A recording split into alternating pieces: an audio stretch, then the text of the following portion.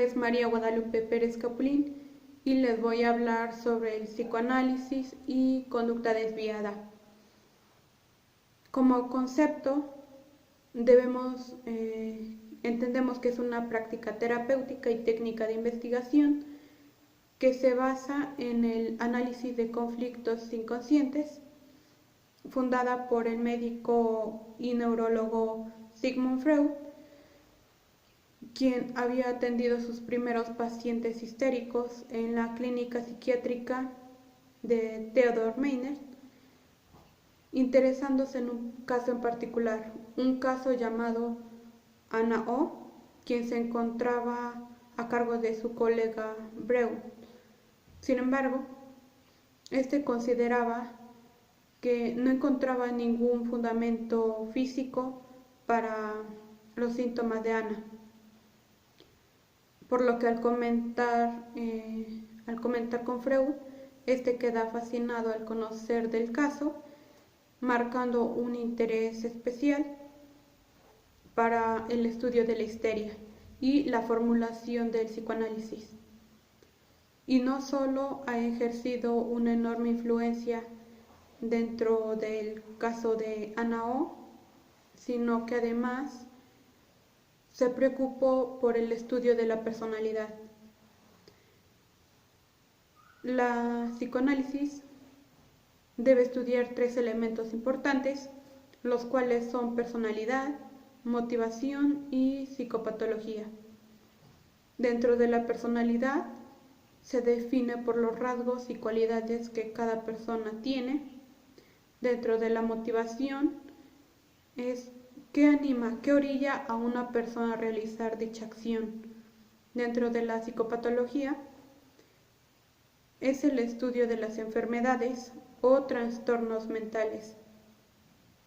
Freud atribuye al caso de Anna O que había desarrollado síntomas histéricos al cuidar de su padre moribundo. Estos síntomas eran deterioro visual, parálisis de brazos y piernas, una desorientación verbal y la negativa a tomar agua de un vaso. También descubrió que Anna podía aliviar estos síntomas a través de una descarga de expresiones negativas, a través de una representación del episodio traumático original, proceso el que denominó catarsis. La catarsis consiste en la liberación de la tensión emocional y el cual Anna fue partícipe de esta experimentación en la cual se sintió tranquila. Breuer lo llama este método como cura por el habla, y en la publicación Estudios en Histeria, un libro que fue publicado por Freud y Breuer, describen los primeros principios teóricos del psicoanálisis y afirman que los síntomas son expresiones de recuerdos reprimidos de traumas tempranos que se alivian a través de la expresión catártica.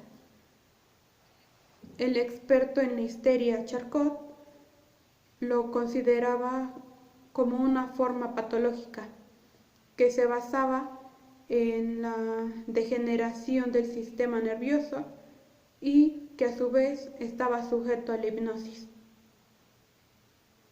Freud identifica estos síntomas y estas ideas patológicas con solo hacer que los pacientes se relajaran y describieran lo que les viniera a la mente, lo que llamó asociación libre.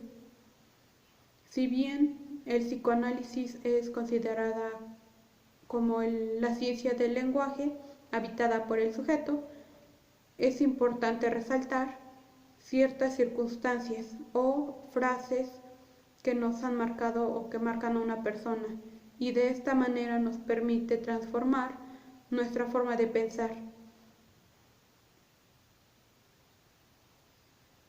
Otra característica importante que debemos mencionar es que el sistema de memoria, que es el reservorio de todos los recuerdos, encontramos que, por ejemplo, podemos recordar qué nos pasó el día de ayer y nos va a causar una dificultad. Sin embargo, no podemos recordar con exactitud qué nos pasó hace 3 años en un evento determinado. Eso no significa que no haya pasado o que no lo hayas vivido, sino que hay algo en específico o significativo que hace aún complicado traerlo de nuevo a la conciencia. Otro dato importante que debemos resaltar es que nosotros actuamos todos los días por medio del inconsciente, del qué voy a hacer, cómo me voy a vestir, qué voy a comer, diferentes tipos de actividades o de cosas. Y por otro lado, encontramos que lo que rige nuestro vínculo afectivo o afectorio es por lo que está grabado en el inconsciente.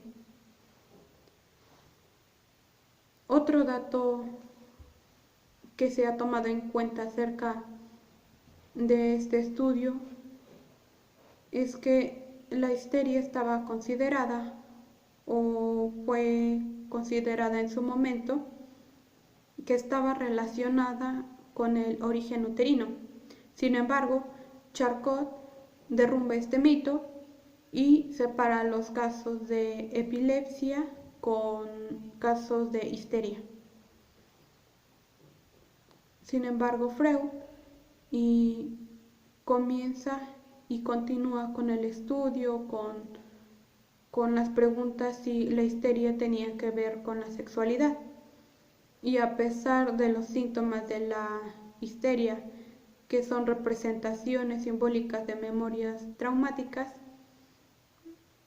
comienza a trabajar con su colega Breuer sobre la histeria de sus pacientes.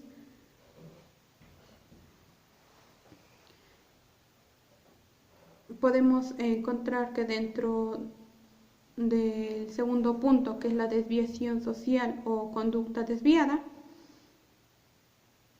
tenemos como concepto definir que surge del trastorno del aprendizaje, de un estancamiento de la realidad, es decir, es una conducta que viola las normas establecidas para la sociedad y a raíz de ello va a generar un aislamiento de las cuales la familia, los amigos, el Estado establecen estas conductas como aceptadas o rechazadas.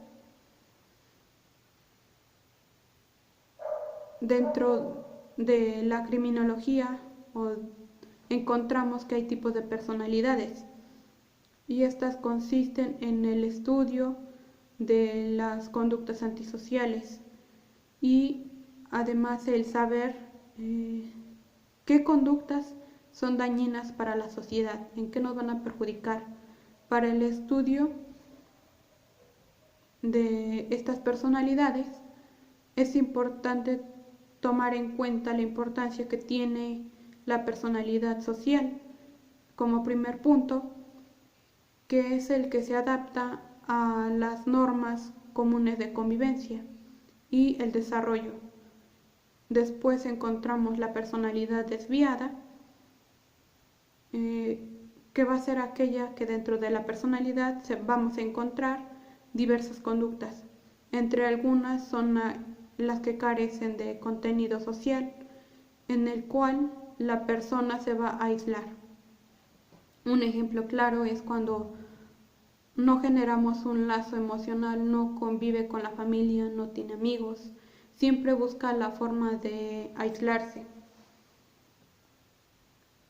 El otro tipo de personalidad, que es la antisocial, está considerada como psicopatía, sociopatía o trastorno antisocial, en el cual el comportamiento va en contra del orden social y va a mostrar indiferencia y falta de remordimiento. En el inconsciente nos podemos percatar o nos podemos dar cuenta que es el medio por el cual el lenguaje es un requisito fundamental para una persona, para que esta persona no sea reprimida o no tenga un resentimiento hacia la sociedad. Dentro de esta también podemos encontrar otra característica importante, que es la conformidad. Esta se refiere a que las personas se van a adaptar a las normas, van a buscar un vínculo con la sociedad, van a generar nueva comunicación, se van a desenvolver de manera positiva. Dentro de las no conformidad, que es aquella cuando una persona viola las normas de manera negativa, es decir, va a reflejar una negatividad a la sociedad. Y tenemos la relatividad. Esta relatividad indica que son las normas que se establecen en la sociedad y que no van a ser las mismas en diferentes sociedades, como bien lo dice.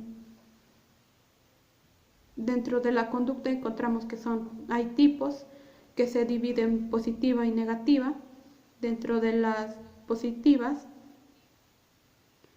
podemos encontrar que se divide en 3 tipos. La pura es aquella en donde se encuentra el delito y hay una violación o una infracción que se hace en la ley. La secreta, que es la establecida por la sociedad, donde el sujeto o el individuo conoce, pero aún así decide cometer un ilícito. Y la falsamente acusada, que es aquella donde tiene que ver con la teoría de etiquetamiento, es decir, las teorías o las conductas más bien que van señaladas por la sociedad, donde hay un alejamiento de una persona. Por ejemplo, cuando vemos a una persona tatuada, estamos acostumbradas a un cierto estereotipo. Es decir, que si vemos a una persona tatuada, la vamos a alejar. Y el otro tipo de conducta, que es la negativa, encontramos que hay primarias y secundarias. Dentro de las primarias son las que han incurrido o en la que el sujeto ha incurrido en un delito una vez y que son señaladas por la sociedad, pero reflexiona y no las vuelve a cometer. Sin embargo, en la secundaria son señaladas y además estas tienden a repetirse.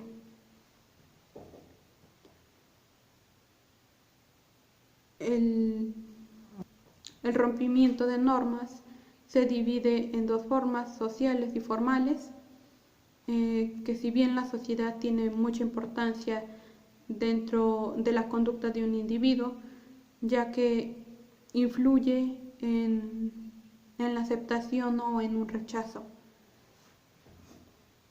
Además, encontramos que lo que quiere decir la conducta desviada es que es el medio por el cual una persona se va a aislar, es decir, debemos tomar en cuenta diversos factores que llevan a una persona a cometer un ilícito o a tener un comportamiento negativo.